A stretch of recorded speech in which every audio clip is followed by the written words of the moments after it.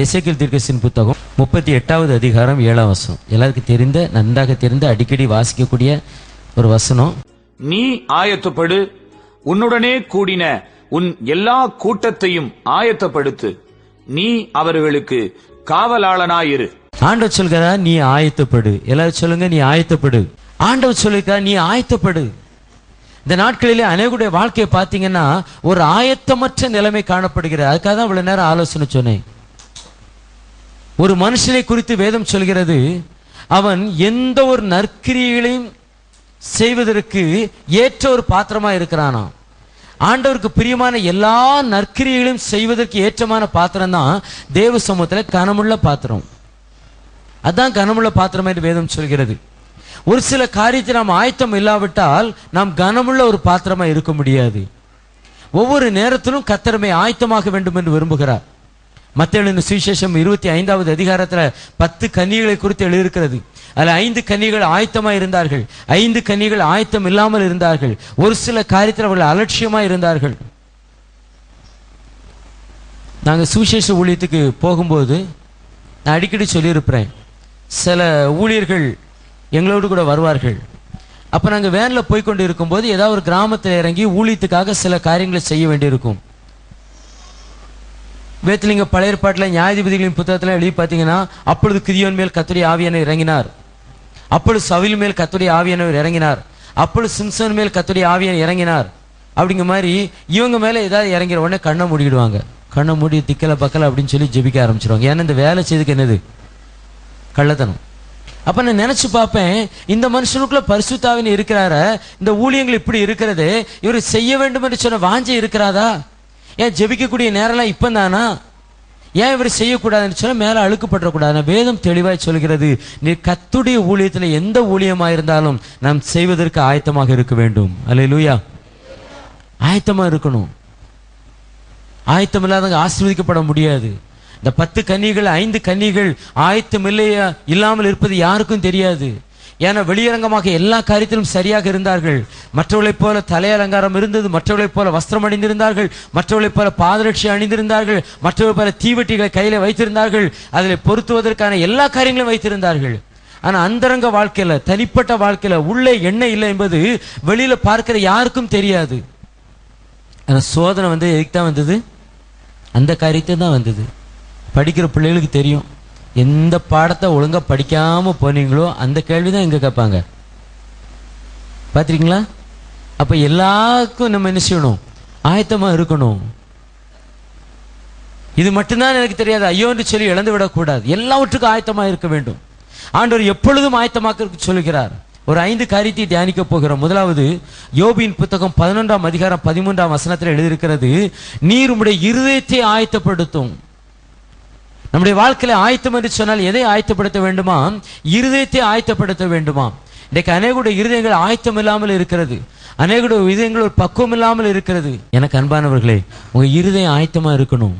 ஆண்டவர் சமூகத்தில் ஒரு ஆசீர்வாதத்தை பெற்றுக்கொள்வதற்கு ஆயத்தமா இருக்கணும். ஆண்டவர் சமூகத்துக்கு எல்லா சூழ்நிலையும் ஒப்பு கொடுக்க ஆயத்தமா இருக்க வேண்டும்.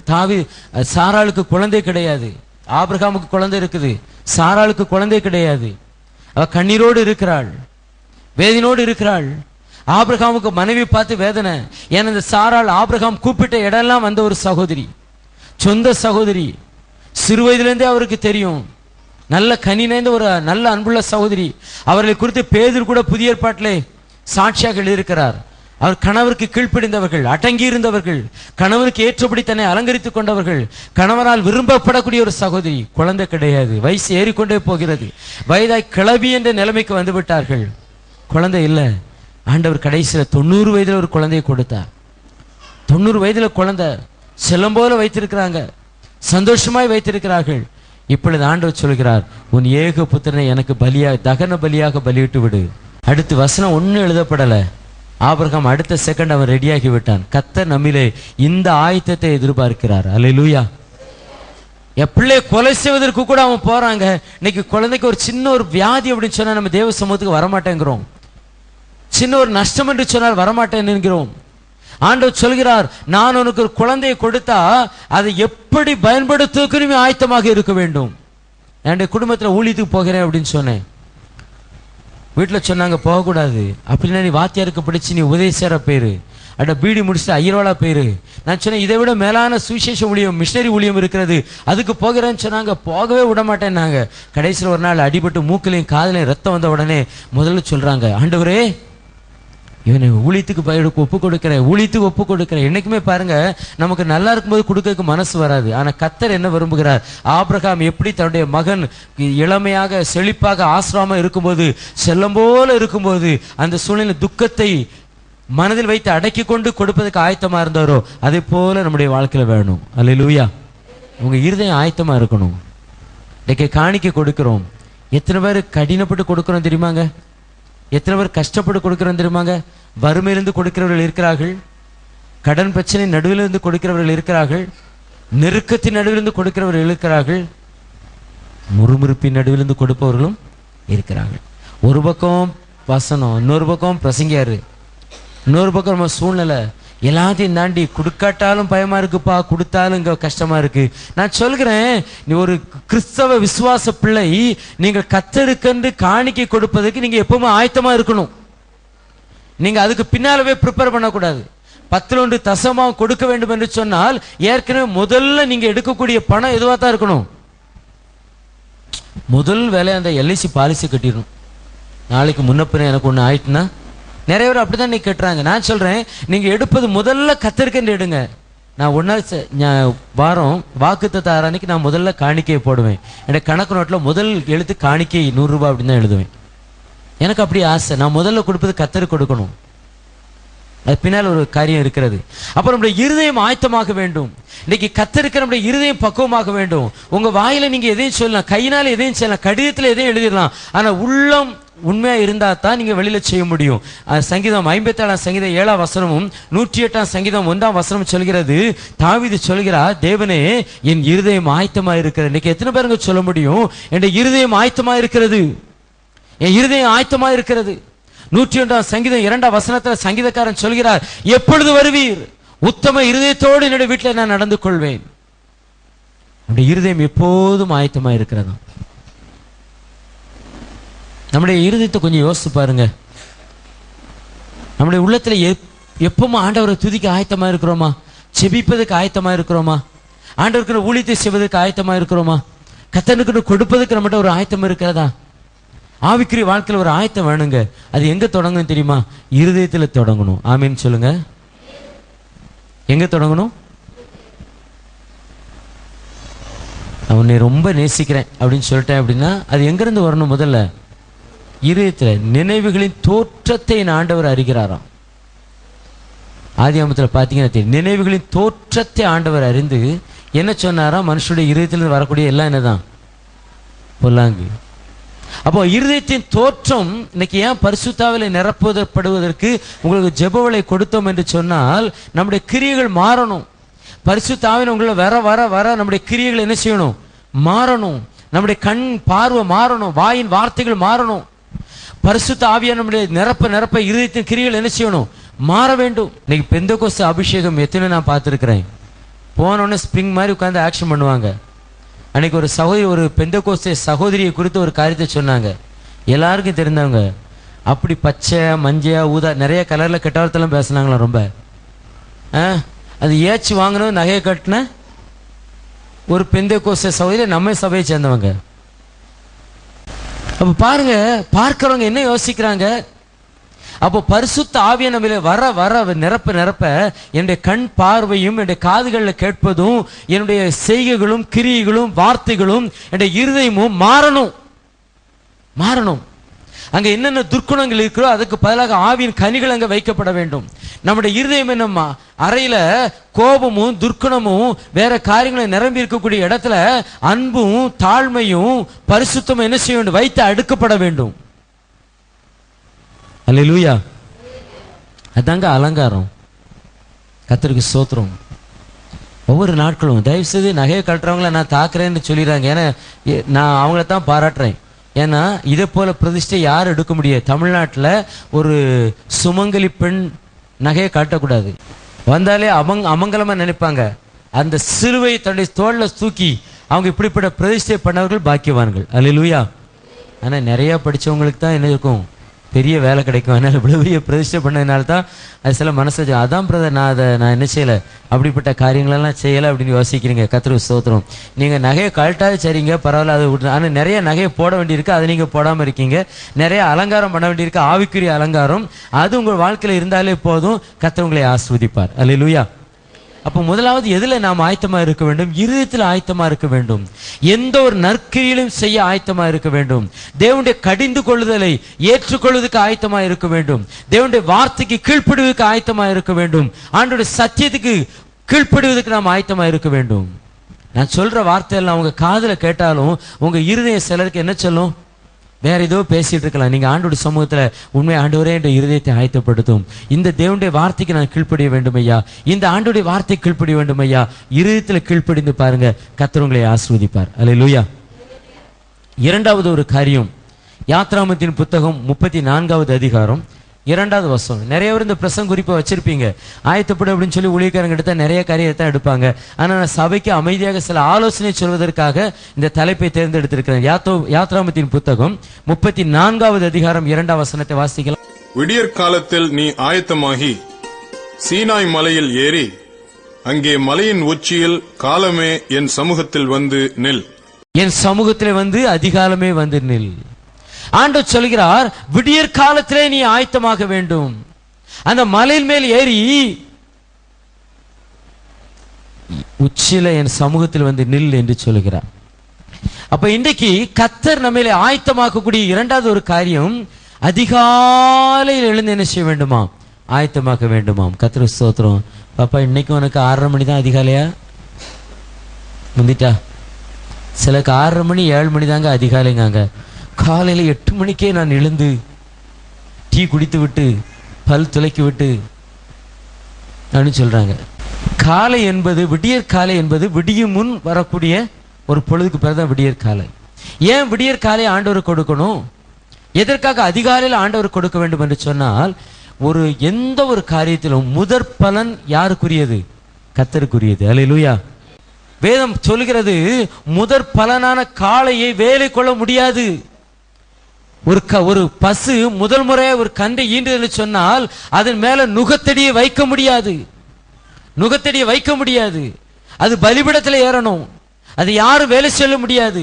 அது அழகாக இருக்கிறது, பலமாக இருக்கிறது சொல்லி அதை எந்த ஒரு மனிதனும் நுகத்தடியில பூட்ட முடியாது. முதற் பலன் கர்த்தருக்குரியது. அல்லேலூயா. ஜெஃப்ரி 12th படித்து கொண்டு இருக்கும் போது ஒரு நாள் நான் தனியா கூப்பிட்டு பேசினேன். அவன்கிட்ட, தம்பி, நான் உன்னை ஊழியத்து ஒப்பு கொடுத்திருக்கிறேன். நீ முதல் பையன் ஊழியத்தை தான் செய்ய வேண்டும் என்னுடைய வாஞ்சை. நீ ஊழியத்தை செய்ய வேண்டும்.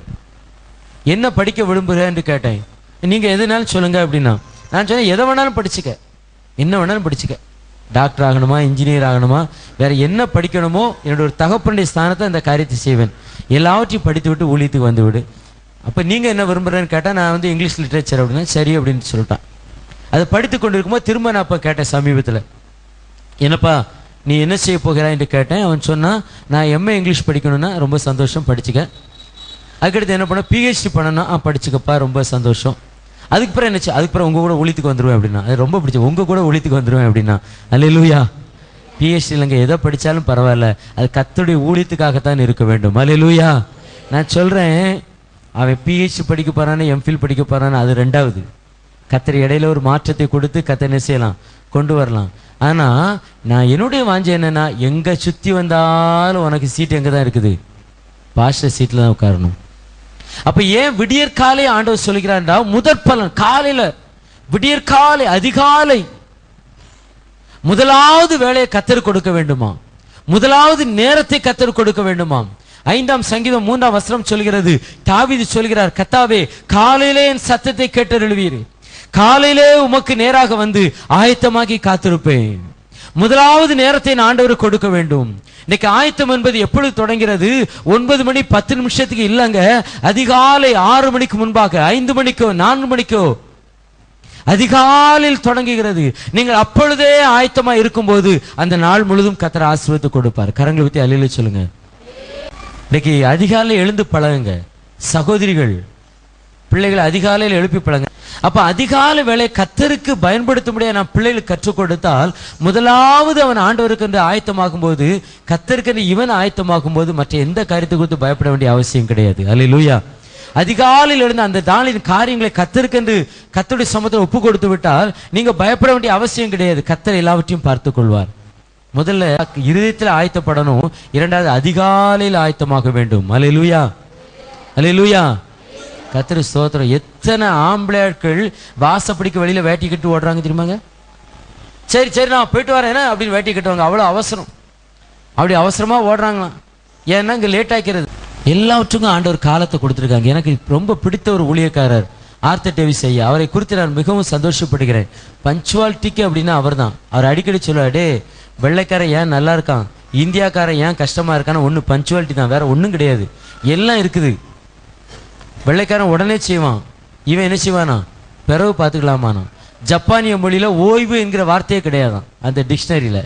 ஆனா தமிழ்ல கவிஞர் வைரமுத்திர சொன்னா ஓய்வுக்கு ஒரு இதை சொல்லுவார். திருக்குறள்ல ஓய்வுக்கு ஒரு வார்த்தை இருக்கும், எல்லா வார்த்தையும் இருக்கும். இது போக புதுசா ஒரு தமிழ் வார்த்தை ரெஸ்ட்.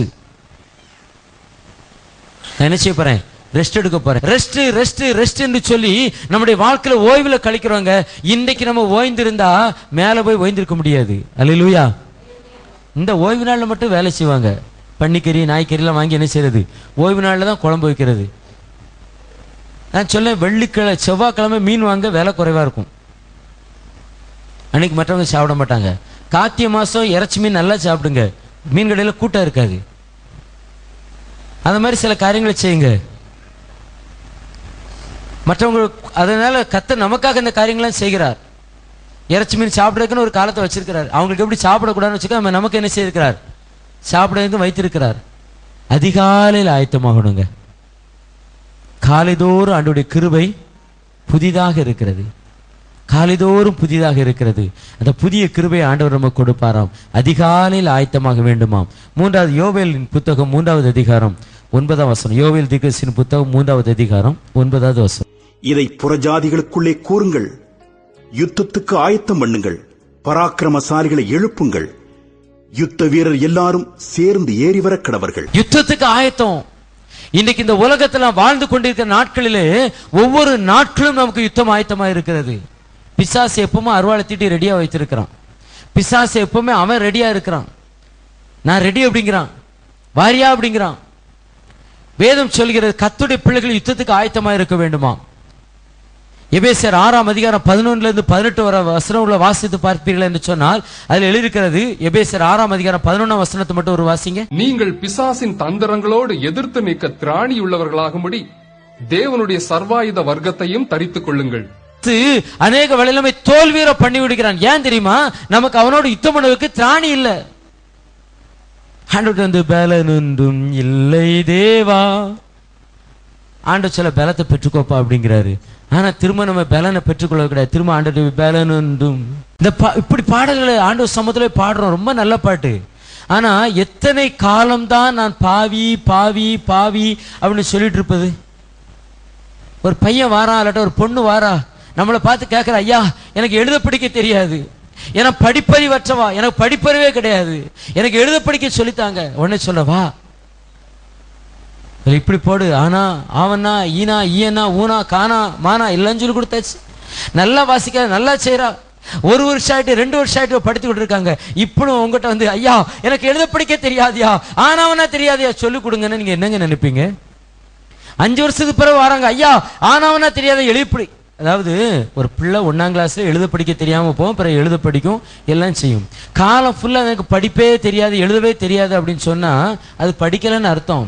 நீங்க ஒரு நாள் பாவியா இருந்தீங்க, ஒரு நாள் பாவத்துல வாழ்ந்து கொண்டிருந்தோம். அன்னைக்கு ஆண்டவரை பார்த்து பாவி என்று சொன்னோம். இப்போது இயேசு சொல்லியிருக்கிறார், என் ரத்தத்தாலே நீ கழுவப்பட்டிருக்கிறாய், என் ரத்தத்தாலே மீட்கப்பட்டிருக்கிறாய், நீ என் பிள்ளை அப்படிங்கிறார். நீ என்னுடைய சந்ததி என்று சொல்கிறார், நீ நீதிமான் என்று சொல்கிறார், நீ பரிசுத்தவான் என்று சொல்கிறார். ஆனா அந்த பரிசுத்தவன் அதை குறித்து நினைக்காம தன்னை பாவி என்று சொல்வதிலே கவனமா இருக்குது. ஏன்னா அதை சொல்வதற்கு இவங்கிட்ட என்ன இல்லை, பரிசுத்த வாழ்க்கை இல்லை. இன்னும் சில பாவத்தை விட்டு விடுவதற்கான மனம் இல்லை. இன்னும் சில பாவத்தை அவர்கள் வைத்துக் கொண்டு இருக்கிறார்கள். யோசுவாவின் புத்தகம் 8ஆம் அதிகாரம் 4ஆம் வசனம் சொல்கிறார், எல்லோரும் ஆயத்தமாயிருங்கள் அப்படி சொல்கிறார். பதிவிடைகளை வைத்து விட்டு சொல்ல, எல்லாரும் ஆயத்தமாயிருங்க. நான் எப்பொழுது சிக்னல் கொடுக்கிறேனோ, எப்பொழுது உங்களுக்கு சமிக்சை செய்கிறேனோ, நீங்க எல்லாரும் வந்து யுத்தம் பண்ண வேண்டும். அது 10 மணிக்கா இருக்கலாம், 11 மணிக்கா இருக்கலாம், 12 மணிக்கா இருக்கலாம், சாயங்காலம் 3 மணிக்கா இருக்கலாம், ராத்திரி 8 மணிக்கா இருக்கலாம். எப்பொழுது யுத்தம் நேரிட இருந்தாலும் ஆயத்தமா இருக்க வேண்டும். இன்னைக்கு ஏன் நீங்க விழுந்து போறீங்க? ஏன் பிசாசோட தந்திரத்துல மாய்மாலத்துல விழுந்து போகிறோம்? அவனுடைய தந்திரமாய் வருவான், அழகான மாப்பிளை கொண்டு வருவான், கிளி மாதிரி காக்கா மாதிரிலாம் அழகழகான பெண்களை கொண்டு வருவான். உன் பிள்ளைக்கு நல்லா இருக்குமா, அவ்வளவு படித்திருக்கிறது என்று சொல்வான், இவ்வளவு வேலை பார்க்குது அப்படின்னு சொல்லுவான். பிசாசோட தந்திரத்துக்கு எதிர்த்து நிக்கணும். அல்லேலூயா. அந்த கல்யாணம் எப்படி நடக்கும்? பெரியோர்களா நிச்சயிக்கப்பட்டு. நான் சொல்றேன், இந்த சபையில் இருக்க யாராவது முகூர்த்த நாள்ல கல்யாணம் வச்சீங்கன்னா இயேசு கிறிஸ்து நிச்சயமா அந்த கல்யாணத்துக்கு வரமாட்டார். நான் வருவேன், வரல நீங்க சபை விட்டு போயிருவீங்க, கோவப்படுவீங்க. எப்படியா இன்னொரு மாசம் கழிச்சா மனம் திரும்புவீங்களா? இயேசுனார் முகூர்த்த நாள் நீங்க பார்த்து வச்சா இயேசுனார் உங்க கல்யாணத்துக்கு வரமாட்டார், ஆசீர்வதிக்க மாட்டார். ஆனா பிசாசு வருவான், கட்டாயம் வருவான். அவன் சொல்லுவான், கவலைப்படாதே மகனே, இயேசுனார் வராவிட்டாலும் நான் இருக்கிறேன், நான் விட்டு விலகுவதும் இல்லை, நரகத்து வர உன்னை கைவிட மாட்டேன். இன்னைக்கு பெந்தெகோஸ்தே கல்யாணங்களும் முகூர்த்த நாட்கள் நடப்பதான் பெரிய கேவலம். நான் சொல்றேன், கல்யாணம் ஒழுங்குபடுத்தீங்களா, முகூர்த்த நாள் போய் பாருங்க, 2 நாள் இடைவெளி விட்டு பண்ணுங்க. பிசாசின் தந்திரத்துக்கு எதிர்த்து இல்லைங்க, அது பிசாசோட ஒரு தந்திரம், பிசாசோட தந்திரம். இன்னைக்கு அநேக பாரம்பரியங்களுக்கு நாம் அடிமைப்பட்டு இருக்கிறோம், அது பிசாசோட தந்திரம். எனக்கு அன்பானவர்களே, அதுக்கு எதிர்த்து நிற்பதுக்கு நீங்க ஆயத்தமா இருக்கணும். அதுல ஒரு சின்ன காரியத்தில் தந்திரமாக வந்து உங்களை மேற்கொண்டு விடுவான். பிசாசின் தந்திரங்களுக்கு எதிர்த்து நிற்க வேண்டும். 4வதாக 1 பேதுருவின் புத்தகம் 3வது அதிகாரம் 15ஆம் வசனத்தை வாசிக்கலாம். கர்த்தராகிய தேவனை உங்கள் இருதயங்களில் பரிசுத்தம் பண்ணுங்கள், உங்களில் இருக்கிற நம்பிக்கையை குறித்து உங்களிடத்தில் விசாரித்து கேட்கிற யாவருக்கும் சாந்தத்தோடும் வணக்கத்தோடும் உத்தரவு சொல்ல எப்பொழுதும் ஆயத்தமாயிருங்கள். உங்களில் இருக்கிற நம்பிக்கை குறித்து உங்களிடத்தில் விசாரித்து கேட்கிற யாவருக்கும் சாந்தத்தோடும் வணக்கத்தோடும் உத்தரவு சொல்ல எப்பொழுதும் ஆயத்தமாயிருங்கள். நீங்க என்ன நம்பிக்கையில் இருக்கிறீங்க? உங்களுடைய நம்பிக்கை என்ன? உங்க விசுவாசம் என்ன? நீங்க யாரை வணங்குறீங்க? எதை செய்ய வேண்டும், எதை விட்டுவிட வேண்டும், எப்படி ஞானஸ்தானம் பெற வேண்டும், எது பரிசுத்தாவின் அபிஷேகம்? அப்ப நம்பிக்கை குறித்து கேட்கிறவங்கிட்ட இது சரிதான் அப்படிங்கிறத வேத வார்த்தையின் மூலம் நீங்க சொல்லணும், வேத வசனத்தின் மூலம் சொல்லணும். ஒருத்தன் கேள்விப்படுறாங்க, என்னையா கிறிஸ்தவன், என்ன கிறிஸ்தவங்க ஒரேடி அந்த குடிகாரன் போட்டு ஆடுறது மாதிரி ஆடுற. நான் சொல்ல, குடிகாரன் ஆடுவது போலதான் ஆடுவார்கள். அப்படித்தான் ஆதி அப்போஸ்தலர் காலத்தில் அப்போஸ்தலர் 2ஆம் அதிகாரத்துல இவர்கள் பரிசுத்தாவிலே நிரப்பப்பட்ட போது எல்லாரும் அவங்கள பார்த்து மதுபானத்தால் வெறி கொண்டு இருக்கிறவர்கள் சொன்னாங்க. ஏன்? அவங்களுடைய கிரியைகள் எப்படிதான் இருந்தது? ஒரு குடிகாரன் எப்படி தன்னுடைய நிலை மறைந்து தள்ளாடுகிறானோ, பரிசுத்தாவின் அபிஷேகம் வரும்போது நம்மால நிறைய நிக்க முடியாது.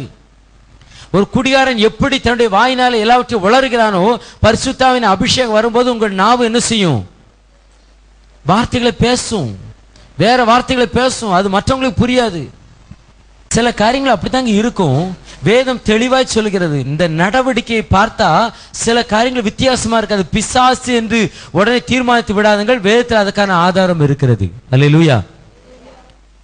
வேதத்தில் சொல்லியிருக்கிறது, கடைசி நாட்கள் நான் என் மாம்சமான யாவர் மேலும் என் ஆவியை ஊற்றுவேன், அப்பொழுது உங்கள் குமாரரும் உங்கள் குமாரத்திகளும் தீர்க்க சொல்வார். இன்னைக்கு சபையின் மூப்பர்கள் என்ன சொல்றாங்க? பிள்ளைகளை வாய மூடுறாங்க. எனக்கு இல்லாத அபிஷேகம் உனக்கு என்னையா? ஆனா வேதம் அழகா சொல்ல, பிள்ளைகள் குமாரும் குமாரத்திகளும் தீர்க்கதரிசனம் சொல்வார்கள். இன்னைக்கு பாரம்பரியம் என்பது சபை என்று ஆகிவிட்டது. வேதம் சொல்றது மட்டும்தான் சபை. இங்க ஒரு கட்டடத்தை கட்டி வச்சு அதுக்கு பெனியல் சத்திய சபைன்னு பேர் வச்சு ஞாயிற்றுக்கிழமை ஆராதனை வச்சு இந்த ஞானஸ்தானம் கொடுத்தோன்னு இதை சபை எப்படி கிடையாது. வேதம் சொல்லியிருந்தா தான் இது சபை. வேதம் சொல்லாது சபை கிடையாது. சில நாட்களுக்கு முன்பாக ஒரு ஊழியக்காருடைய வார்த்தையை கேட்டுக்கொண்டிருந்தேன். அவர் ஞானஸ்தானத்தை பற்றி பேசிக் கொண்டிருந்தார். அவர் சபையில தெளிப்பு ஞானஸ்தானம் கொடுப்பார்கள். ஞானஸ்தானத்தை பற்றி பேசிக் கொண்டிருந்தார். அவர் சொன்னாரு, வேதத்தில் அப்படி ஞானஸ்தானம் கொடுத்திருக்கிறார்கள், இப்படி எழுதியிருக்கிறது, அப்படி எழுதியிருக்கிறது, பலரும் அப்படி கொடுக்கிறார்கள் அப்படின்னு சொல்லிட்டு கடைசியார், ஆனால் நம்முடைய திருச்சபையோ, நான் சொல்லுவோம், திருச்சபை என்னத்தையும் சொல்லட்டும், வேதம் என்ன சொல்கிறது? வேதத்தின் பேர்ல திருச்சபை. சபை, அந்த சபை பரலோகத்துக்கு போகாது. அது நம்ம ஆராதிக்கக்கூடிய சபையா இருந்தாலும் வார்த்தைக்கு விரோதமான எந்த காரியத்தை செய்தாலும் பரலோகத்துக்கு போக முடியாது. ஏதோ தாளந்தா பிரசவம் பண்ணி நல்ல பாட்டு பாடி ஒரு கூட்டத்தினால பரலோகத்துக்கு யாரும் போயிட முடியாது. வேத வார்த்தையின்படி இருக்க நம்மில இருக்கிற நம்பிக்கைக்கு விசாரித்து கேட்கிற யாருக்கும் என்ன சொல்லணும்? உத்தரவு சொல்ல ஆயத்தமா இருக்கணும். என் சபை இப்படி சொல்லுன்னு மாய்மாலம் பண்ணக்கூடாது. ஒரு மிஷனரி ஊழியம் சத்தியத்தை கீழ்ப்படி நிமித்த ஒரு ஊழியக்காரன் வெளியேற்றுறாங்க. அவர் சொல்றாரு, ஐயா ஒரு நிமிஷம் கேளுங்க, இந்த வேதம் என்ன சொல்கிறது என்று சொல்லுகிறேன் அப்படின்னு சொல்றாரு. அவங்க சொல்றாங்க, அதெல்லாம் எனக்கு தெரியாது, ஸ்தாமத்தோட ஒழுங்குக்கு நீ கட்டுப்பட்டு இருக்கணும். அப்ப இவங்க யாருக்கு ஊழியம் பண்றாங்க? அப்ப ஒரு நம்பிக்கை இருக்கணும். அந்த நம்பிக்கை குறித்து விசாரித்து சொல்கிற யாவருக்கும் உத்தரவு சொல்ல எப்பொழுதும் ஆயத்தமா இருக்கணும். நீங்க ஏன் அப்படி பண்றீங்க, அதுக்கு உத்தரவு சொல்ல ஆயத்தமா இருக்கணும். அல்லேலூயா. ஏன் கைதட்டுறீங்கன்னா அதுக்கு என்ன சொல்லணும்? உத்தரவு சொல்ல ஆயத்தமா இருக்கணும். நீங்க ஏன் அப்படி ஞானசானம் எடுக்கிறீங்கன்னா அதுக்கு உத்தரவு சொல்ல ஆயத்தமா இருக்கணும். நீங்க ஏன் ஞாயிற்றுக்கிழமை வேலை சொல்லி போட்டு தேவ சமூகத்துக்கு போகிறேன் யாராவது கேட்டால் உத்தரவு சொல்வதற்கு வா அப்படின்னு கேட்டு நாக்க புடுங்கிறது மாதிரி 4 கேள்வி கேட்டு போ, இனிமே கேட்பியா? இல்லம்மா கேட்க மாட்டேன், அப்படி உத்தரவு சொல்லக்கூடாது. அது மேல எப்படி எழுதி இருக்கிறது? நம்பிக்கை குறித்து விசாரித்து கேட்கிற யாவருக்கும் சாந்தத்தோடும் வணக்கத்தோடும் உத்தரவு சொல்ல ஆயத்தமா இருக்க வேண்டும். அல்லேலூயா. எனக்கு அன்பானவர்களே, இதுக்கு எத்தனை பேருக்கு ஆயத்தமா இருக்கீங்க? ஒரு கேள்வி கேட்டா பதில் சொல்ல தெரியல. இன்னைக்கு கேட்டா 10 வருஷம் விசுவாசி 15 வருஷம் விசுவாசின்னு சொல்றோம்.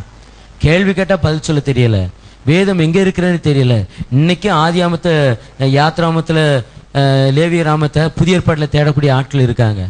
பழைய ஏற்பாட்டில் சொன்னா புதிய ஏற்பாடு, புதிய ஏற்பாட்டில் சொன்னா பழைய ஏற்பாடு. பேரளவில் கிறிஸ்தவன் வேதத்தில் கையில் எத்தனை பேருங்க வச்சிருக்கீங்க? ஒரு தடவை நீங்க வாசித்து முடிச்சிருக்கீங்களாங்க?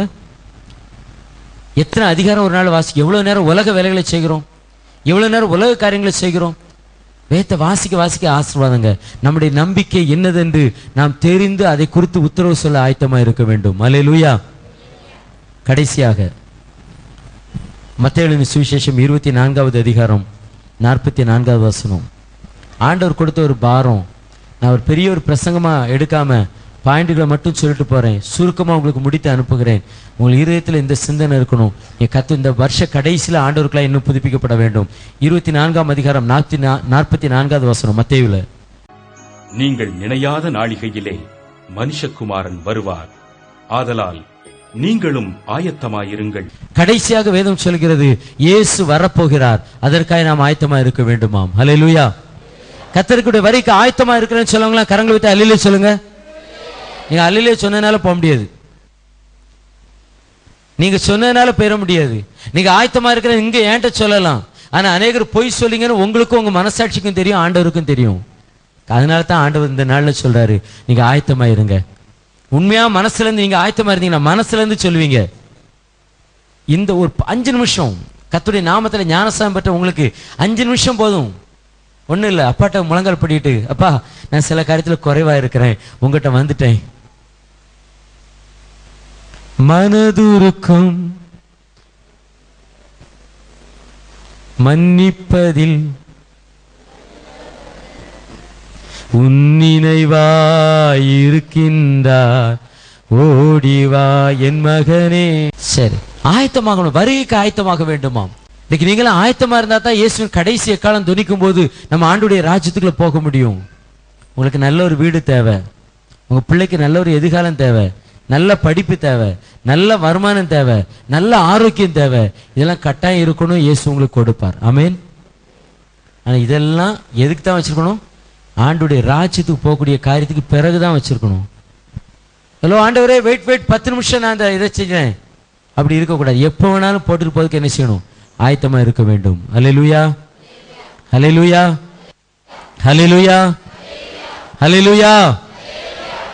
எப்பொழுதும் ஆயத்தமா இருக்கணும். இயேசு இப்போ வந்தா ஆயத்தமா இருக்கிறோமா?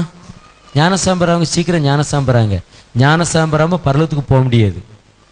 என்னதான் பரிசுத்தமா உண்மையா வாழ்ந்தாலும் சரி, என்னதான் நீ ஜெபம் பண்ணாலும் சரி, என்ன செஞ்சாலும் சரி, எவ்வளவு கொடுத்தாலும் சரி, வேதம் அழகாய் சொல்லுகிற ஒரு ஜலத்தினாலும் ஆவினால் பிறவாவிட்டால் தேவனுடைய ராஜ்யத்தில் பிரவேசிக்க மாட்டான். அதனால நீங்க ஞானஸ்நானம் எடுக்காவிட்டால் பரலோகத்துக்குள்ள போக முடியாது, பக்க வழியா போக முடியாது.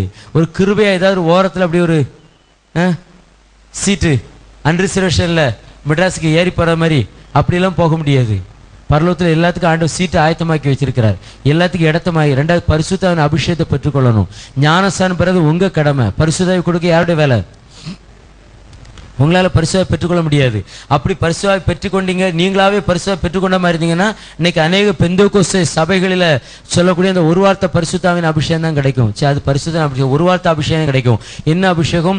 மா சொல்லுகிற மாமா மாமா மாங்க, பா சொல்றாங்க பா பா பா பா பா பா தாத்தா தாத்தா தா காக்கா காக்கா கா, இந்த அபிஷேகம் தான் கிடைக்கும். இது அபிஷேகமே கிடையாது, ஒரு டூப்ளிகேட். இது பரிசுத்த அந்நிய பாஷை என்பது தெளிவான ஒரு பாஷை. தமிழ் பேசுவது போல, இங்கிலீஷ் பேசுவது போல தெளிவான பாஷை. ஆண்டவர் அதை கொடுப்பது காக்கா மாமாவில் மட்டும் நிற்காது. ஒரு பரியாச உதடுகளினாலும் பேசுவார். அந்த வார்த்தை எப்படி ஆரம்பத்தில் அப்படி அனுபவங்கள் இருக்கலாம், ஆனா தெளிவான பாஷையை ஆண்டவர் கொடுப்பார். அல்லேலூயா. வஞ்சிக்கப்படக்கூடாது. ஏதோ கைதட்டி 4 குதிச்சிட்டா எல்லாருமே குதிப்பாங்க. சினிமா பாட்டு போட்டா கூட குதிப்பாங்க. வருவாய் தருணம் இதுவோ போட்டா கூட குதிப்பாங்க. ஆனா பரிசுத்தாவின் நிறைவோடு குதிக்க வந்தா உண்மையான அபிஷேகம் பெற்றவங்க அவங்க தான் பரலோகத்துக்கு போக முடியும். அல்லேலூயா. சபை ஏமாத்துறதுக்கோ ஊழியக்காரங்களை ஏமாத்துறதுக்கோ ஒரு ஆக்ஷன் நம்முடைய வாழ்க்கையில பண்ணிவிட்டு உள்ளத்துல உங்களுக்கு சந்தேகம் இருந்தா பரலோகத்துக்கு போக முடியாது. நீங்க பெற்ற அபிஷேகத்தை குறித்து எங்க டவுட் இருந்தாலும் ஊழியக்காரர்கிட்ட வந்து என்ன செய்யணும்? தெளிவா ஆலோசனை கேட்டுக்கொள்ளணும். மாய்மாலம் பண்ணி நரகத்துக்கு போயிடக்கூடாது. நீங்க வந்ததெல்லாம் வேஸ்ட் ஆகி போயிடும். பரிசுத்தாவின் அபிஷேகம் இல்லாவிட்டால் பரலோக ராஜ்யத்தில் பிரவேசிக்க முடியாது. மனம் திரும்பல் இல்லாவிட்டால் பரலோகத்தை பார்க்க கூட முடியாது. மறுபடியும் பிறவாவிட்டால் தேவனுடைய ராஜ்யத்தை பார்க்க மாட்டாய் அப்படின்னு சொல்லி இருக்கிறாரு. அப்ப இந்த கடைசி நாட்களை இயேசு கிறிஸ்து வருகைக்கு நாம் எப்போதும் ஆயத்தமா இருக்க வேண்டும் என்று சொன்னால் ஜலத்தினாலே பிறக்க வேண்டும், ஆவினாலே பிறக்க வேண்டும். அடுத்து எப்பொழுதும் ஆயத்தமா இருக்க வேண்டும். பரலோகத்துக்கு போகக்கூடியவங்க எப்படி ஆயத்தமா இருப்பாங்க? ஊருக்கு போறதுக்கு எப்படிங்க ரெடி ஆகுவீங்க? சூட்கேஸ்ல தேவையானவற்றெல்லாம் நம்ம என்ன செய்வோம்? எடுத்து வைத்துக்கொள்வோம். தேவையான பணத்தை எடுத்து வைத்துக்கொள்வோம். நான் உளித்து போனால் எப்பவுமே என்னுடைய சூட்கேஸில் எப்பவும் பேஸ்ட் இருக்கும், ப்ரெஷ் இருக்கும், ஷேவிங் செட் இருக்கும், ஒரு சில ஒரு டவல் இருக்கும், ஒரு லுங்கி இருக்கும். எனக்கு தேவையானவளை நான் எடுத்து அந்த காரியங்கள் எப்போதும் இருக்கும். நம்ம ஆயத்தமாக இருந்தால் தான் போக முடியும். 4 மணிக்கு உடனே பெட்லேருந்து எந்திரிச்சு அப்படியே பஸ்ஸுக்கு போக முடியாது. ஆயத்தம் வேணும். இன்னைக்கு நிறைய பேர் அப்படித்தான் இருக்காங்க. அதெல்லாம் பிறகு பார்த்துக்கொள்ளுன்னு சொல்லாங்க. கர்த்தருக்கு முக்கியத்துவம் கொடுங்க. வருஷ கடைசி இந்த 2014 வருடத்துல கடைசி வர நீங்களும் நானும் உயிரோடு இருப்பது என் ஆண்டுடைய கிருபை. இதனால இந்த பிரசங்கத்தை நீங்க கேட்டுக்கொண்டு இப்பவும் ஆண்டவர் உங்களுக்கு தருணம் கொடுத்தது ஆண்டுடைய கிருபை. இப்பவும் ஆண்டுடைய வார்த்தையை நான் உங்களுக்கு முன்பாக அமைதியாக உட்கார்ந்து போதித்துக் கொண்டிருப்பது ஆண்டுடைய கிருபை. இப்பவும் ஒரு தருணம் கிடைத்தது ஆண்டுடைய கிருபை. போன மாசம் இயேசு கிறிஸ்துவோட வருகை இருக்கும் என்று சொன்னால் ஒருவேளை இந்த இடத்துல இருக்க நீங்க கைவிடப்பட்டிருக்கலாம். ஒருவேளை நீங்க கைவிடப்பட்டிருக்கலாம். அழுதாலும் வராதுங்க. சாம் ஜெபத்ரே அப்படிங்கிற ஒரு சகோதரர் வருகை குறித்து தன்னுடைய புத்தகத்தில் கடைசியில் எழுதியிருக்கிறார். நீங்க வருகையில கைவிடப்பட்டாலும் நீங்க பரலோகத்துக்கு போறதுக்கு ஒரு வழி இருக்கிறது. என்ன வழி என்று சொன்னால், பிசாசு உங்களை முத்திரையை தரிப்பதற்கு சொல்லுவான், நீங்க தரித்து கொள்ளக்கூடாது. கடைசியில் உங்களை ரத்த சாட்சியா அவன் கொண்டு விடுவான்னு அந்த வேதத்தில் எழுதியிருக்கிறது. புறஜாதியாருக்கு கிருபையின் காலம் என்பது வருகையோட முடிந்தது. அதுக்கு பிறகு ஒரு புறஜாதி கூட எடுத்துக்கொள்ளப்பட முடியாது. அவன் ஒருவேளை சாவலாம், ரத்த சாட்சியா மரித்தாலும் அவன் பரலோகத்துக்கு போக முடியாது. 3 வருஷ காலம் யூதருக்கு மட்டும்தான். அதனால எச்சரிக்கையா இருங்க. இந்த கடைசி நாட்கள்ல இப்பொழுது ஆதார் அட்டையை கட்டாயப்படுத்தி கொண்டிருக்கிறார்கள். ஆதார் அட்டையை தாராளமா வாங்கி, நானும் வாங்கக்கூடாது அப்படின்னு சொல்லி. ஆனா கேஸ் தர மாட்டேங்க, வாங்கினா வாங்கிக்கோங்க, தப்பு கிடையாது. ஆனா இதோட முடிவு எங்க போகும்னு சொன்னால், இதெல்லாம் சுருக்கி கையிலேயாவது நெற்றிலேயாவது ஒரு முத்திரையை தரித்து கொள்ள வேண்டும் அப்படிமா, ஒரு சிப்பு பதிக்கணுங்க. எந்த நேரத்திலும் யாரும் அதை செய்து விடக்கூடாது. இப்ப எல்லா ஆஸ்பத்திரிகளை என்ன செய்யறாங்க, ஒரு குழந்தை பிறந்த உடனே அதோடைய டிஎன்ஏ மற்ற எல்லா காரியங்களும் சிப்பில் பதிஞ்சிருந்தாங்க. அதனால இந்த குழந்தைக்கு என்ன வியாதி வந்தாலும் என்ன பிரச்சனை வந்தாலும் ஆஸ்பத்திரிக்கு தகவல் போய்விடும், கண்டுபிடித்து சொல்லிவிடுவார்கள். அப்படிப்பட்ட ஒரு சூழ்நிலை சொன்னாலும் நான் பதித்து விடக்கூடாது, அவங்க ஒரு நாளும் பரலோகத்துக்கு வர முடியாது. ஏன்னா ஆண்டவர் இன்றைக்கு 2000 வருஷத்துக்கு முன்பாக தெளிவாக சொல்லிவிட்டார், இப்படி ஒரு காலம் வரும், அது அந்தி கிறிஸ்துவோட முத்திரை, அது தரித்த பிறகு வெளியில எடுக்க முடியாது, அதை தரித்துக் கொள்ளக்கூடாது என்று எழுதியிருக்கிறார். கர்த்தருக்கு ஆயத்தமா இருக்கிற பிள்ளைகள் எச்சரிக்கையா இருக்க வேண்டும். வஞ்சனைகள் நிறைய வரும், வஞ்சிக்கிற உபதேசங்கள் வரும். இன்னைக்கு நிறைய பேர் ஏன் பின்வாங்கி போறாங்க, அங்க பாடுற பாட்டு தான் நானும் பாடுறோம், அங்க ஜெபிக்கிற ஜெபம் தான் நாங்களும் ஜெபிக்கிறோம், அங்க பண்றதான் இதுவும் பண்றோம் அப்படிங்கிறாங்க. எல்லாம் ஒன்று போல தான் காணப்படும். டூப்ளிகேட் ஒரிஜினல் கடைசி ஒரு மாதிரி தான் இருக்கும். இன்னைக்கு சில வெள்ளை ட்ரெஸ் போட்டு இப்படி இருந்தா மட்டும் நாங்க தான் பரிசுத்தவாங்க, நீ ஒயிட் ட்ரெஸ் போட்டனால பரிசுத்தம் கிடையாது. ஒயிட் ட்ரெஸ் எங்க போட்டிருக்கணும், உள்ளான மனுஷன்ல ஒயிட் ட்ரெஸ் போட்டுக்கணும். உள்ளான மனுஷில் ஒயிட் ட்ரெஸ் போட்டுக்கணும். சட்டையில ஒரு புறம்பான அந்த ஒயிட் ட்ரெஸ்ல ஒரு அழுக்கு பட்டுதுன்னா, ஒரு கரைபட்டு விட்டால் அடுத்த முறை அவர் போட மாட்டார். ஏன்? வெண் வஸ்திரம் கரைபட்டு விட்டது. நான் சொல்றேன், ஒரு ஒயிட் ட்ரெஸ்ஸை கரைபட்டா கட்ட மாட்டேன்னு சொல்லக்கூடிய அளவுக்கு உன்ட்ட பரிசுத்தம் இல்லையா? நீ எங்க பரலத்துக்கு போற? உடனே அதை கொடுத்துட்டு 850 ரூபாய்க்கு விலை கூடின வேஷ்டி வாங்குறீங்களா? உங்ககிட்ட எங்க தாழ்மை இருக்குது? எப்படி பரலத்துக்கு போக முடியும்? பரலோகத்தில் ஆண்டவர் சொன்னாரா வெள்ளை ட்ரெஸ் தான் போடணும் அப்படின்னு? ஏன் அப்போ குருத்தோலையும் பிடிச்சிட்டு போயிட வேண்டியதானே? வெண்வெளிஸ்தான் பிடிச்சிட்டு போகிறேன், டெய்லி ஒரு தென்னங்குருத்தும் எடுத்துகிட்டு நடமாட வேண்டியதானே? அப்படியே தென்னங்குருத்து ஒயிட் ட்ரெஸ் போடவங்கள நான் குறை சொல்லலைங்க, அதை குறித்து மேட்டிமை பாராட்டுகளை சொல்கிறேன். நீ அப்படி ஒயிட் ட்ரெஸ் தான் போடனா கையில் குருத்தோலை என்ன செய்யணும்?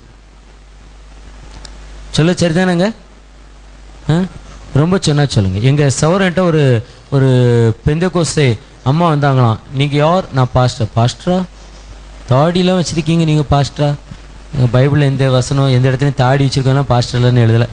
சரி, தாடி வச்சுருக்கோம். அலங்காரம் என்பது என்னவென்று சொன்னால், மீசையை தாடியெல்லாம் எடுத்துகிட்டு போகிறது தான் அலங்காரங்க. அது அப்போன்னா ஆண்டவரே உங்களை என்ன செய்ய பொம்பளை மாதிரி படைச்சிருப்பார். இதை ஷேவ் பண்ணி மொழுன்னு வச்சுக்கிட்டு இதுதான் அலங்காரம், வெள்ளைக்கார மாதிரி. சரி, அப்போ இந்த அம்மா கேட்டாங்களா பார்த்து, நீங்கள் அப்படியா நீங்கள் ராப்போஜனம் குடிப்பீங்களா அப்படின்னு கேட்டாங்க. ராப்போஜனம் கொடுப்போம். அப்படியா? மருந்து எடுப்பீங்களா? எடுத்துக்கொள்ளுமே. மருந்து எடுக்கிறவங்க எப்படி ராப்போஜனம் எடுக்கலாம் அப்படின்னு கேட்டாங்களாம். இவங்களுக்கு அது வசனம்லாம் எங்கே இருக்குன்னு ஒன்றும் புரியலை. ஒருவேளை அவங்க பைபிளில் அந்த வசனம் இருந்திருக்கலாம். இப்போ இவர் கேட்டிருக்காரு, நீங்கள் மருந்து எடுப்பீங்களா அப்படின்னு கேட்கிறாரு.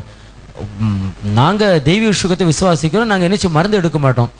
அப்போ இந்த பாலில் நல்ல மிளகும் மஞ்சளும் போட்டு குடிப்பீங்க? அது குடிப்போமே. அது ஏன் குடிப்பீங்கன்னா தொண்டை வலி வைக்காமல் சளி கட்டாமல் இருக்கு, அது ஒரு மருந்து. குழம்புல சீரகம் போடுறீங்களே, வெள்ளைப்பூடு போடுறீங்களே, காயத்தை போடுறீங்களே, இதெல்லாம் என்னதுங்க? மருந்து. நீ சமையல்லாம் கத்திரிக்காய் அவிச்சு தான் திங்கணும். வேணா உப்பு போட்டுக்க, உரப்பு போட்டுக்க, புளிப்பு சேர்த்துக்க. ஆனால் சீரகம், கொத்தமல்லி, வேற என்னது, வெந்தயம், வெள்ளைப்பூடு, மிளகு, இதெல்லாம் மருந்து, மருத்துவ பொருட்கள். ஜீரணம் ஆகுறதுக்கு, கேஸ் ட்ரபிள் வராமல் இருக்கிறதுக்கு சேர்க்கக்கூடாது அப்படின்னு சொல்லிட்டு இவர் கேட்டாரா, உங்கள் பாஸ்டர் கண்ணாடி போட்டிருக்கிறாரா அப்படின்னு கேட்டிருக்கிறார். ஸ்தோத்திரம் கண்ணாடி போட்டிருக்காங்க. அதுக்காக ஸ்தோத்திரம் அவர் கழிக்கும் போட வேண்டியதானே? ஏன் கடையில் போய் கண்ணாடி போட்டார்? அப்போ இவர் கண்ணாடி போட்டது அப்போ தெய்வ சோத்து மேலே நம்பிக்கை இல்லைன்னா அந்த அம்மா எந்திரிச்சு போயிட்டாங்க. அப்போனா அவங்க யார்? டூப்ளிகேட்டு. நான் சொல்கிறேன், உனக்கு விசுவாசத்தில் இருந்தால் நீங்கள் என்ன செய்யக்கூடாது? கண்ணாடியே போ. அப்படிப்பட்ட ஊழியக்காரங்க இருக்காங்க, அவங்க பரிசுத்தவான். இது டூப்ளிகேட்டு. கர்த்தருக்குள் அன்பானவர்களே, தேவையில்லாத காரியம்லாம் ஆயத்தப்படுத்தாதுங்க. உள்ளத்தில் கர்த்தருக்குன்னு ஒரு பரிசுத்த வாழ்க்கை, ஆண்டவருக்குன்னு வாழக்கூடிய ஒரு பரிசுத்த வாழ்க்கை. இப்போ என்னால் பரலோகத்துக்கு போக முடியுமா? வெளியில் சொல்லிடலாம், ஆனால் உள்ளத்தில் சொல்லக்கூடிய ஒரு அனுபவம் வேண்டும். ஜலத்தினால் ஆவினால் பிறக்க வேண்டும். ஆண்டவரை போல இருக்கணும். மேலே போறாரு, 2 கூட்ட ஜனங்களை ஆண்டவர் பிரிக்கிறார். ஒரே மந்தையாத்தான் இருந்து அதை 2ஆக ஆண்டவர் பிரிக்கிறார். ஒரு பக்கம் வெள்ளாடு என்று சொல்கிறார், ஒரு பக்கம் செம்மறியாடு என்று சொல்கிறார். 2 ஆடும் மே அப்படின்னு தான் கூப்பிடுது. 2ம் புல்லு சாப்பிடுது, 2க்கும் விரிகுழம்பு இருக்கு, 2ம் அசைப்படுது, 2க்கும் கொம்பு இருக்குது, 2க்கும் 4 கால் தான் இருக்குது. எல்லா காரியங்களும் ஒற்றுமையா இருக்கிறது. ஆனா ஒரே ஒரு காரியம், அது வெள்ளாடு, செம்மறியாடு.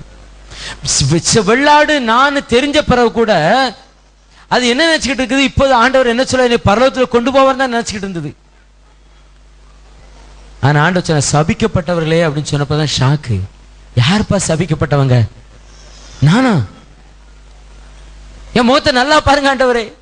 என் வாழ்க்கையில நான் முழுசு உபாசத்துல இருந்தேன், நான் ஜெபத்துல இருந்தேன். நான் உம்முடைய நாமத்துல அநேக அற்புதங்களை செய்தோம், அநேக அதிசயங்களை செய்தோம், உம்முடைய நாமத்துல தீர்க்கதரிசனம் வரைத்தோம்.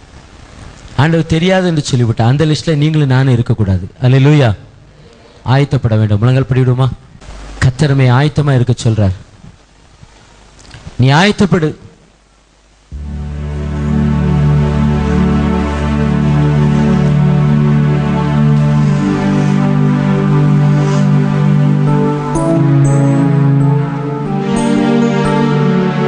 கிருபையின் காலம் என்பது ஒரு நாளில் நிறுத்தப்படும்.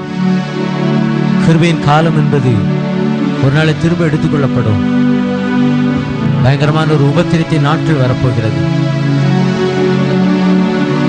இயேசு சீக்கிரம் வரப்போகிறார். நீ கர்த்தருடைய பிள்ளை, நீ ஆயத்தமாயிரு. நீ கர்த்தருடைய ஊழியத்தை செய்வதற்கு உனக்கு ஆயத்தம் தேவை.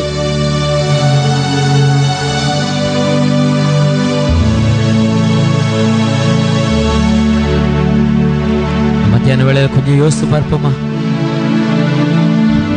ஏதோ நான் சபைக்கு வருகிறேன், ஏதோ ஜெபிக்கிறேன், காணிக்க கொடுக்கிறேன். சகோதரியே, சகோதரனே, ஆண்டவர் சொல்கிறார், நீ குறைவுபட்டு இருக்கிறாய், நீ அதை சரி பண்ணி கொண்டால் உனக்கு நலம். நீ குறைவுபட்டு இருக்கிறாய். உன்னுடைய உள்ளத்தை பார்த்து ஆண்டவர் சொல்றாரு, உன்னுடைய குறைவுகளை சீர்படுத்திக் கொண்டால் உனக்கு நல்லது. உன் குறைவுகளை நீ மாற்றிக்கொண்டால் உனக்கு நல்லது. நீ உன்னை நீயே வஞ்சித்துக் கொண்டு இருக்கிறாய், நீ உன்னை ஏமாற்றிக் கொண்டு இருக்கிறாய். எத்தனையோ முறை ஆண்டுடைய வார்த்தை கேட்டோம், உன்னை நீயே ஏமாற்றிக் கொண்டு இருக்கிறாய். ஆற்றோடு போன வெள்ளம் அழுதாலும் திரும்ப வராது. இன்னைக்கு ஆண்டவர் கிருபையாக இந்த டிசம்பர் மாதத்தில் உங்களை வைத்திருக்கிறார் சொன்னா இந்த வார்த்தையை கேட்பதற்கு தான், இந்த கர்த்தருடைய வார்த்தை கேட்பதற்கு தான் ஆண்டவர் உங்களை அழைத்து வந்திருக்கிறார். தேவனுக்கு பிரியமில்லாத காரியங்கள் இனியும் வேண்டாம். கர்த்தருக்கு பிரியமில்லாத காரியங்கள் இனி நம்முடைய வாழ்க்கையில வேண்டாம். ஆண்டவர் விரும்பாத காரியம் இனி எனக்கு வேண்டாம். அவர் சொல்கிறார், பரலோகத்தில் பிதாவின் சித்தத்தின்படி செய்கிறவனே அல்லாமல் என்னை நோக்கி கர்த்தாவே கர்த்தாவே என்று கூப்பிடுகிற ஒருவனும் தேவனுடைய ராஜ்யத்தில் பிரவேசிப்பதில்லை. ஆண்டவருடைய சித்தம் என்னென்று உணர்ந்து கொள்ளும். உலகத்தை மேன்மை பாராட்டி இருக்காங்க, பிள்ளைய, படிப்ப, வேலைய, உலக காரியத்தை மேன்மைப்படுத்தாதீங்க. அதெல்லாம் நிரந்தரம் அல்ல.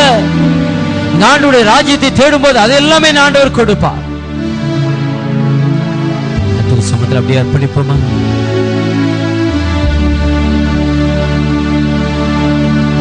அனைத்தும் கிறிஸ்துவுக்கே, எந்த அனைத்தும் அர்ப்பணமே. அனைத்தும் கிறிஸ்துவுக்கே, எந்த அனைத்தும் அர்ப்பணமே. என் முழு தன்மைகள் ஆவல்களும் அனைத்தும் கிறிஸ்துவுக்கே. என் முழு தன்மைகள் ஆவல்களும் அனைத்தும் கிறிஸ்துவுக்கே.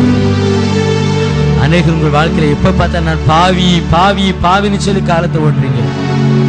ஆண்டவர் சொல்கிற, நான் உன்னை நீதிமானாய் மாற்றி இருக்கிறேன், உன்னை பரிசுத்தவானாய் மாற்றி இருக்கிறேன். ஆனால் நீ ஒழுங்காய் வாழாமல் பாவி பாவி என்று சொல்லிக் கொண்டிருக்கிறாய். தேவன் உன்னை பரிசுத்தவான் என்று சொல்கிறார். இளையகுமாரன் பாவம் செய்தான் போய் உண்மைதான், அக்கிரமம் செய்தான் போய் உண்மைதான். ஆனா அப்பா சமுத்திரம் வந்த அடுத்த நிமிடம் அவருடைய வாழ்க்கை மாற்றப்பட்டு விட்டது. ஒவ்வொரு நாளும் ஆண்டவரை பரிசுத்தமாக்குகிறார், ஒவ்வொரு நாளும் நீ சுத்திகரிக்கிறார். ஆனாலும் மறுபடி நம்ம பாவத்தை வாழ்ந்து கொண்டு இருக்கிறோம். ஆண்டவர் சொல்கிறார், நீ எப்போதும் ஆயத்தமாயிரு. உன் பாவம் நீ கீழே தள்ளிவிடும், உன் பாவம் நீ கீழே தள்ளிவிடும். நீ பரிபூர்ண விடுதலை பெற்றுக்கொண்டு ஆயத்தமாயிரு. பரிசுத்தத்தை அணிந்து கொள், நீதியை அணிந்து கொள், ரட்சணியத்தை ஆயத்தத்தை அணிந்து கொள், நீதி பட்டயத்தை கையில வைத்துக் கொள். ஆண்டவர் ஒப்பு கொடுப்பீங்களா? இப்பொழுது நீ ஆயத்தமாக ஒப்பு கொடுக்கிறேன் ஆண்டவரே. எந்த ஒரு நற்கிரியும் செய்ய நீ ஒப்பு கொடுக்கிறேன் ஆண்டவரே. எந்த ஒரு காரியத்தையும் உம்முடைய நாமத்துக்கு என்று செய்ய நீ ஒப்பு கொடுக்கிறேன் ஆண்டவரே. பரலோகத்தின் பிதாவே, வார்த்தைகளுக்காய் ஸ்தோத்திரம் ஐயா. நீ ஆயத்தப்படு என்று சொல்கிறேன். எங்கள் வாழ்க்கையில ஆயத்தை தாரும். தேவன் விரும்புகிற ஆயத்தம் எங்கள் வாழ்க்கையில இருக்கட்டும். கர்த்தர் விரும்புகிற ஆயத்தம் எங்கள் வாழ்க்கையில இருக்கட்டும். சத்ரு யாருடைய இருதயத்தை விட்டு இந்த வார்த்தையை எடுத்து போட்டு விடாதபடிக்கு என் ஆண்டவரே உடைய கல்வாரி வல்லமைக்குள் மறைத்துக் கொள்ளும். ஆசீர்வாதத்தின் கரம் உடைய பிள்ளைகள் மேல் இருக்கட்டும். இயேசு கிறிஸ்து நாமத்தில் உடைய பிள்ளைகளை ஆசீர்வதிக்கணும். இயேசுவே நீர் ஆசீர்வதி அந்த எல்லாரையும் பலப்படுத்தும். என்னையும் எங்கள் ஜனங்களையும் ஆயத்தப்படுத்தி யாரும் வருகளை கைவிடப்பட்டு போய்விடாத பாதுகாத்து இந்த கரத்தில் அர்ப்பணிக்கிறோம். துதிக்கிற மகிமை எல்லாவற்றையும் உமக்கே செலுத்துகிறோம். இயேசு கிறிஸ்துவாகிய உம்முடைய பரிசுத்த நாமத்தில் கேட்கிறோம் பிதாவே, ஆமென்.